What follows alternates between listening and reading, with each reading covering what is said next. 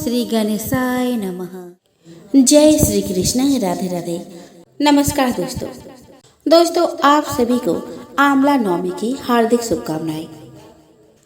दोस्तों आज इस वीडियो में मैं आपको सुनाने वाली हूँ आंवला नवमी में सुनी जाने वाली कुछ पौराणिक कथाएं। दोस्तों ऐसा माना जाता है कि आंवला नवमी के दिन आंवला के वृक्ष की पूजा करने वो कथा सुनने से देवी देवताओं का आशीर्वाद प्राप्त होता है। इस दिन व्रत रखने से संतान की प्राप्ति भी होती है। दोस्तों ऐसी मान्यता है कि आंवला पेड़ की पूजा कर 108 बार परिक्रमा करने से मनोकामनाएं पूरी होती है। पौराणिक मान्यता के अनुसार कार्तिक शुक्ल पक्ष की नवमी से लेकर पूर्णिमा तक भगवान विष्णु आंवले के पेड़ पर निवास करते हैं, इसीलिए इस पेड़ की पूजा अर्चना की जाती है। यह भी कहा जाता है कि इस दिन भगवान श्री कृष्ण अपने बाल लीलाओं का त्याग करके वृंदावन की गलियों को छोड़कर मथुरा चले गए थे। दोस्तों इस दिन विष्णु सहित आंवला पेड़ की पूजा अर्चना करने से अक्षय पुण्य की प्राप्ति होती है। अन्य दिनों की तुलना में नवमी पर किया गया दान पुण्य कई गुना अधिक लाभ दिलाता है। धर्मशास्त्र के अनुसार इस दिन स्नान दान यात्रा करने से अक्षय पुण्य की प्राप्ति होती है। दोस्तों आंवले के वृक्ष के नीचे पूर्व दिशा में बैठकर पूजन कर उसके जड़ में दूध देना चाहिए। इसके बाद पेड़ के चारों ओर कच्चा धागा बांधकर कपूर बाती या शुद्ध घी की बाती से आरती करते हुए 7 बार परिक्रमा करनी चाहिए। इस दिन महिलाएं किसी ऐसे गार्डन में जहां आंवले का वृक्ष हो वहां जाकर वही भोजन करती है। पूजा अर्चना के बाद खीर पूरी सब्जी और मिष्ठान आदि का भोग लगाया जाता है। नवमी के दिन महिलाएं भी अक्षत पुष्प चंदन आदि से पूजा अर्चना कर पीला धागा लपेटकर वृक्ष की परिक्रमा करती है। आंवला नवमी के दिन परिवार के बड़े बुजुर्ग विधि विधान से आंवला वृक्ष का पूजा अर्चना करके भक्ति भाव से पर्व को मनाकर आंवला पूजन के बाद पेड़ की छांव पर ब्राह्मण भोज भी कराते हैं। आंवले के वृक्ष के नीचे ब्राह्मणों को भोजन कराए तथा खुद भी उसी वृक्ष के निकट बैठकर भोजन करे। धात्री वृक्ष यानी कि आंवला के नीचे पूर्व अभिमुख बैठकर ओम धात्राय नमः मंत्र से आंवले की वृक्ष की जड़ में दूध की धार गिराते हुए पितरों को तर्पण करने का विद्या भी है। इस दिन पितरों के शीत निवारण के लिए ऊनी वस्त्र और कंबल दान किया जाता है। चलिए दोस्तों अब हम श्रवण करें आंवला नवमी की पवित्र एवं पौराणिक कथा। दोस्तों एक राजा था। उसका प्रण था कि वह रोज 1.25 मन आंवला दान करके ही खाना खाता था। इससे उसका नाम अवलिया राजा पड़ गया। एक दिन उसके बेटे बहू ने सोचा कि राजा इतने सारे आंवले रोजाना दान करते हैं, इस प्रकार तो एक दिन सारा खजाना खाली हो जाएगा। इसीलिए बेटे ने राजा से कहा कि उसे इस तरह दान करना बंद कर देना चाहिए। बेटे के बात सुनकर राजा को बहुत दुख हुआ और राजा रानी महल छोड़कर बियाबान जंगल में जाकर बैठ गए। राजा रानी आंवला दान नहीं कर पाए और प्रण के कारण कुछ खाया भी नहीं। जब भूखे प्यासे 7 दिन हो गए तो भगवान ने सोचा कि यदि मैंने इसका प्रण नहीं रखा तो इसका ईश्वर पर विश्वास चला जाएगा। इसीलिए भगवान ने जंगल में ही महल राज्य बाग बगीचा सब बना दिए और ढेरों आंवले के पेड़ लगा दिए। सुबह राजा रानी उठे तो देखा कि जंगल में उनके राज्य से भी 2 गुना राज्य बसा हुआ है। राजा रानी से कहने लगे, सत मत छोड़े सूरमा सत छोड़िया पत जाए, सत की छोरी लक्ष्मी फिर मिलेगी आए। आओ नहा धोकर आंवला दान करे और भोजन करे। राजा रानी ने आंवला दान करके खाना खाया और खुशी खुशी जंगल में रहने लगे। उधर आंवला देवता का अपमान करने व माता पिता से बुरा व्यवहार करने के कारण बहू बेटे के बुरे दिन आ गए। राज्य दुश्मनों ने छीन लिया। दाने दाने को मोहताज हो गए और काम ढूंढते हुए अपने पिताजी के राज्य में आ पहुंचे। उनकी हालत इतने बिगड़े हुए थे कि पिता ने उन्हें बिना पहचाने हुए काम पर रख लिया। बेटे बहू सोच भी नहीं सकते थे कि उनके माता पिता इतने बड़े राज्य के मालिक भी हो सकते हैं, सो उन्होंने भी अपने माता पिता को नहीं पहचाना। एक दिन बहू ने सास के बाल गूंथते समय उनकी पीठ पर मस्सा देखा। उसे यह सोचकर रोना आने लगा कि ऐसा मस्सा मेरे सास के भी था। हमने यह सोचकर उन्हें आंवला दान करने से रोका था कि हमारा धन नष्ट हो जाएगा। आज वे लोग न जाने कहाँ होंगे। यह सोचकर बहू को रोना आने लगा और आंसू टपक टपक कर सास के पीठ पर गिरने लगे। रानी ने तुरंत पलट कर देखा और पूछा कि तू क्यों रो रही है। उसने बताया कि आपके पेट में जैसा मस्सा है वैसा मेरे सास के पेट में भी था। हमने उन्हें आंवला दान करने से मना कर दिया था, इसीलिए वे घर छोड़कर कहीं चले गए हैं। तब रानी ने उन्हें पहचान लिया, सारा हाल पूछा और अपना हाल बताया। अपने बेटे बहू को समझा रहा कि दान करने से धन कम नहीं होता बल्कि और बढ़ता है। बेटी बहू भी अब सुख से राजा रानी के साथ रहने लगे। हे भगवान, जैसा राजा रानी के सत रखा वैसा सबका सत रखना, कहते सुनते सारे परिवार का सुख रखना। काशी नगर में एक निःसंतान धर्म आत्मा वैश्य रहा करते थे। उनके जीवन में धन धान्य की कोई कमी नहीं थी, लेकिन फिर भी वो दुखी रहते थे क्योंकि उनकी कोई संतान नहीं थी। एक दिन वैश्य की पत्नी से उनकी एक पड़ोसन ने कहा कि अगर तुम पुत्र रत्न की प्राप्ति चाहती हो तो इसके लिए मेरे पास एक उपाय है। इस उपाय के अनुसार तुम्हें किसी पराये बालक की बलि भैरव भगवान के नाम से चढ़ानी होगी। लेकिन जब वैश्य को इस बारे में पता चला तो उन्होंने इस काम को करने से मना कर दिया। हालांकि उनकी पत्नी के मन में संतान प्राप्ति की प्रबल इच्छा थी, जिससे वो लालच में पड़ गई और मौके की तलाश में लग गई। एक दिन उसने एक कन्या को कुएं में गिराकर भैरव देवता के नाम पर बलि दे दी। इस पाप के परिणाम स्वरूप वैश्य की पत्नी को पूरे शरीर में कोढ़ हो गया। साथ ही उस लड़के की आत्मा भी उसे सताने लगी। अपनी पत्नी की ऐसी हालत देखकर वैश्य ने उससे पूछा, आखिर यह सब क्यों हुआ है। तब उसकी पत्नी ने सारी बात बता दी। तब वैश्य ने अपनी पत्नी से कहा कि गोवध, ब्राह्मण वध और बाल वध सबसे बड़ा पाप है। इस पाप को करने वालों का इस संसार में कोई भला नहीं कर पा रहा है। इसीलिए तुम गंगा के तट पर जाकर भगवान का भजन करो और सच्चे मन से गंगा में स्नान करो, तभी तुम्हें इस कष्ट से मुक्ति मिलेगी। वैश्य की पत्नी पश्चाताप करने लगी और रोग मुक्त होने के लिए माँ गंगा के शरण में चली गई। माँ गंगा ने उसे कार्तिक शुक्ल पक्ष की 9वीं तिथि को आंवले के पेड़ की पूजा करने, साथ ही आंवले का सेवन करने के लिए कहा। महिला ने भी ठीक वैसा ही किया। इस पूजन और व्रत के प्रभाव से महिला रोग मुक्त हो गई। इतना ही नहीं, इस व्रत के प्रभाव से कुछ दिन बाद उसे संतान सुख की प्राप्ति भी हुई। दोस्तों, एक कथा के अनुसार एक बार जगत गुरु आदि शंकराचार्य भिक्षा मांगने एक कुटिया के सामने रुके। वहाँ एक बूढ़ी औरत रहती थी जो अत्यंत गरीबी एवं दयनीय स्थिति में थी। शंकराचार्य की आवाज सुनकर वह बूढ़ी औरत बाहर आई। उसके हाथ में एक सूखा आंवला था। वह बोली कि महात्मन, मेरे पास इस सूखे आंवले के सिवाय कुछ नहीं है जो आपको भिक्षा में दे सकूं। शंकराचार्य को उसकी स्थिति पर दया आ गई और उन्होंने उसी समय उसकी मदद करने का प्रण लिया। उन्होंने अपनी आंखें बंद की और मंत्र रूपी 22 श्लोक बोली। यह 22 श्लोक कनकधारा स्तोत्र के श्लोक थे। इससे प्रसन्न होकर माँ लक्ष्मी ने उन्हें दिव्य दर्शन दिए और कहा कि शंकराचार्य, इस औरत ने अपने पूर्व जन्म में कोई भी वस्तु दान नहीं की। यह अत्यंत कंजूस थी और मजबूरी बस कभी किसी को कुछ देना ही पड़ जाए तो यह बुरे मन से दान करती थी। इसीलिए इस जन्म में इसकी यह हालत हुई है। यह अपने कर्म का फल भोग रही है, इसीलिए मैं इसकी कोई सहायता नहीं कर सकती।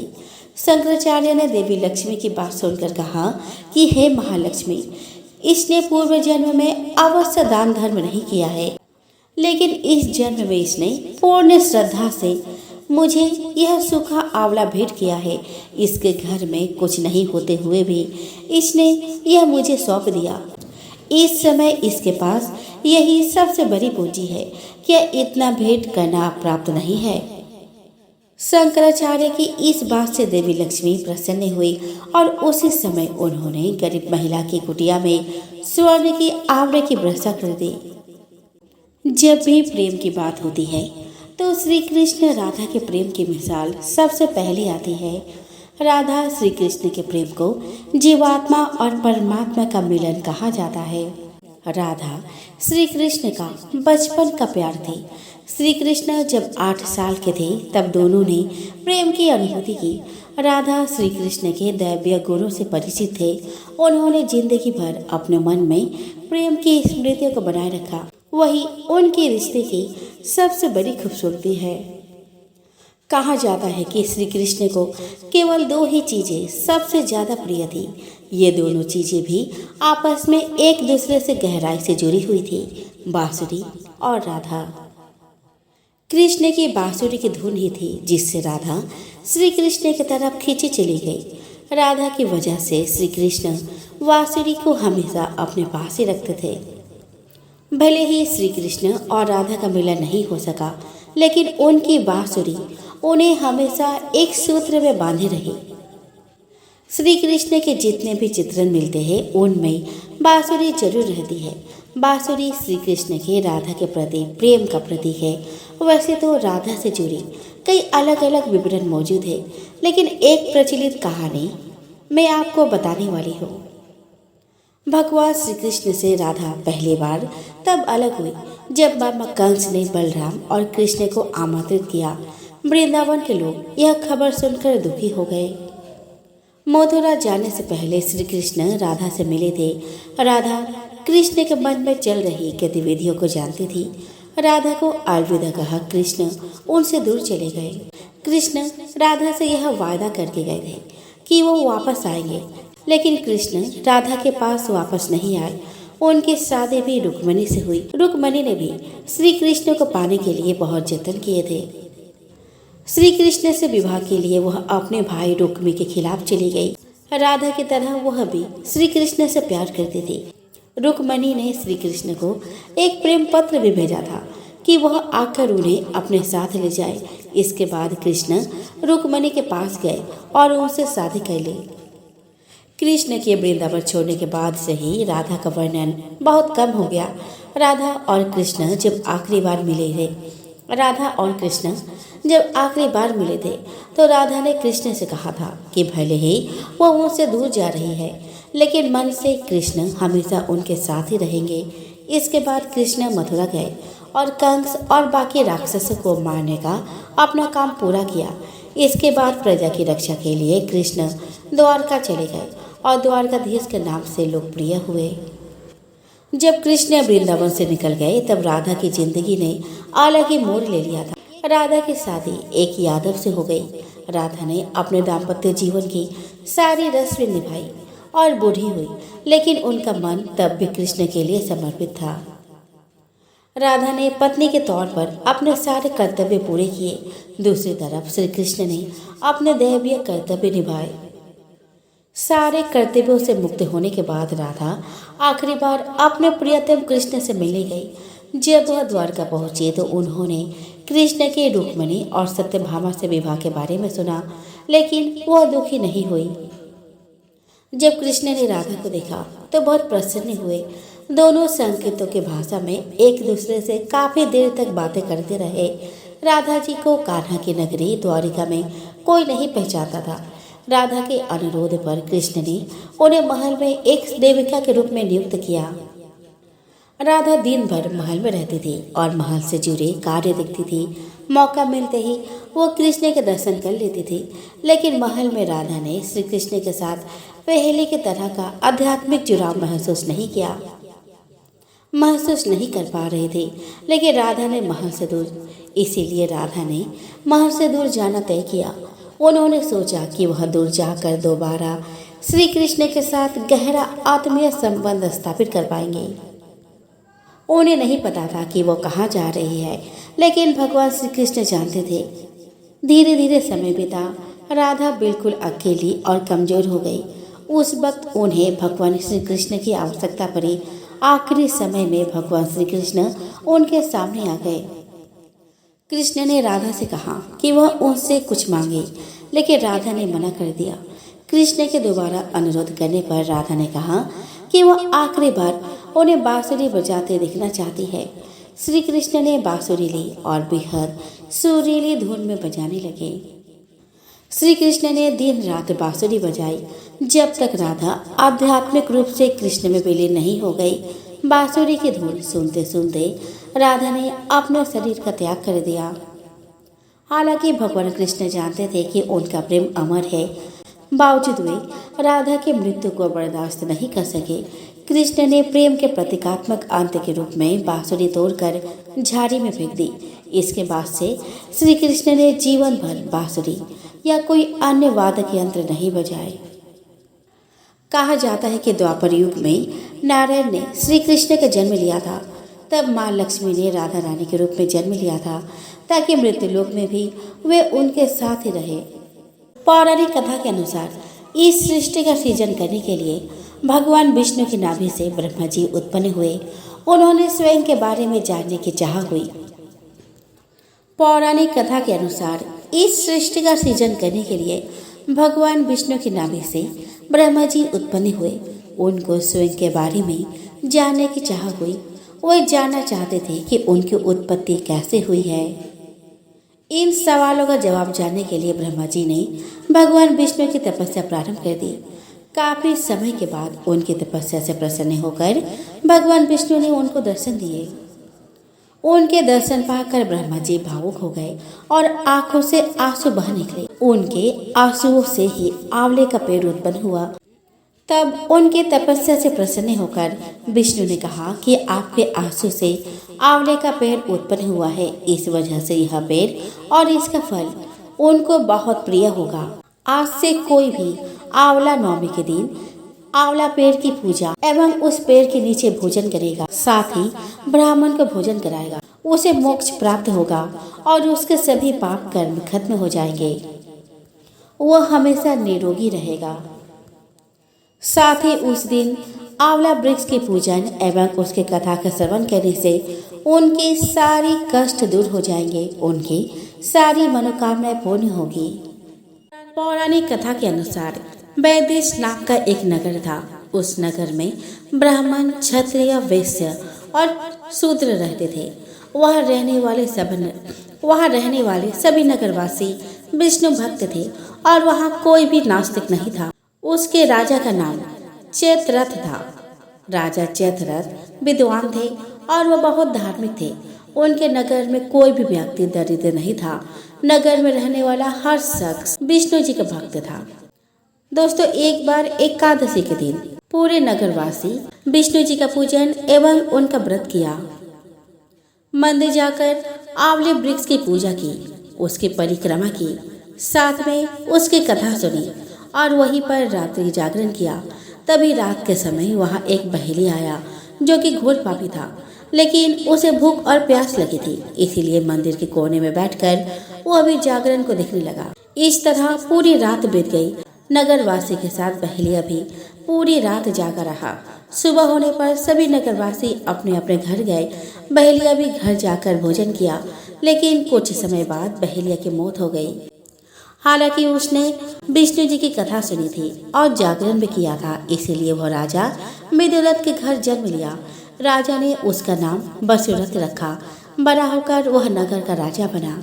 एक दिन वह शिकार पर निकला, लेकिन बीच में ही मार्ग भूल गया। रास्ता भूल जाने के कारण वह एक पेड़ के नीचे सो गया। थोड़ी देर बाद वही मलेच्छ आ गए और राजा को अकेला देखकर उसे मारने की योजना बनाने लगे। इसीलिए इसे हमें मार देना चाहिए।